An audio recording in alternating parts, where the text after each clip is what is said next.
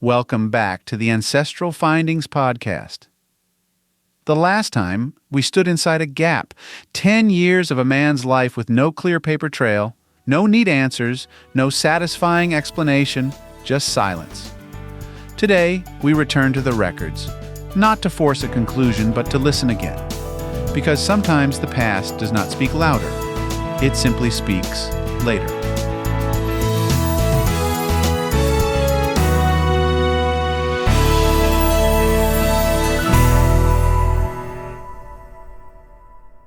When Samuel Carter reappears in the 1860 census, the change is striking. He is no longer a young laborer. He is a husband, a father, a farmer. The record gives us facts, not explanations, but facts have weight. Samuel is listed as owning real estate valued at $800. That is not wealth, but it is stability. He is no longer moving from household to household. He is rooted, and that tells us something important. Whatever happened during the missing years worked. Now, this is where many researchers relax too quickly. The story looks settled. The hard part seems over. But this is actually the moment to slow down again, because reappearance does not erase the gap. It reframes it.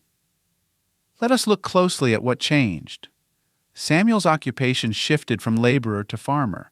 That usually means access to land. Land means money, credit, or family support. Yet there is no land purchase recorded in his name until several years later. That raises a quiet question.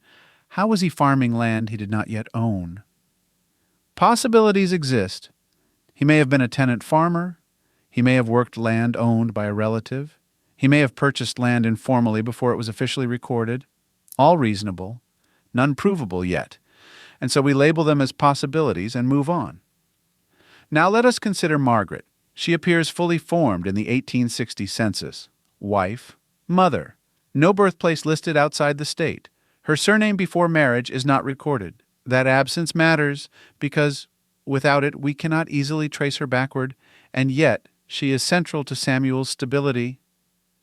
This is another quiet truth of genealogy. Women often anchor families even when records barely acknowledge them. Margaret's presence explains the children. The children explain the timing. The timing explains the move. The pieces connect even if the joints are hidden. As we follow Samuel forward, the records become more cooperative.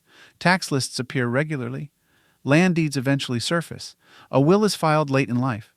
The man who vanished for 10 years becomes one of the easiest people to trace afterward. And that contrast is important. The gap was not caused by chaos. It was caused by circumstance. Young, unmarried, landless. Those lives leave fewer records.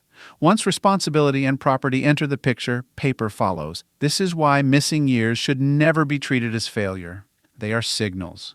They tell you where a person was in life, even when they do not tell you where they were on a map. When you encounter a gap like this in your own research, do not rush to close it. Document the silence. Bracket it clearly. Write down what you know before and what you know after. Then stop. Because restraint is one of the strongest tools a genealogist has. Sometimes, years later, a single record appears.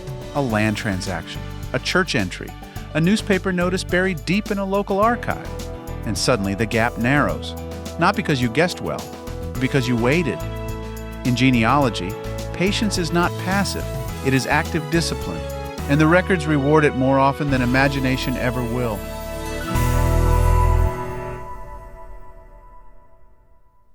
If you've got a hard-to-find ancestor you're stuck on, I'd love to hear about it. Just head over to ancestralfindings.com and click on Contact to send me a message. While you're there, take advantage of our free weekly genealogy lookups. Explore thousands of articles and enjoy hundreds of podcast episodes. We've been helping family history researchers since 1995. And if you're looking for even more, check out our Genealogy Gold Q&A series over on Patreon. Thanks for listening. And as always, happy searching.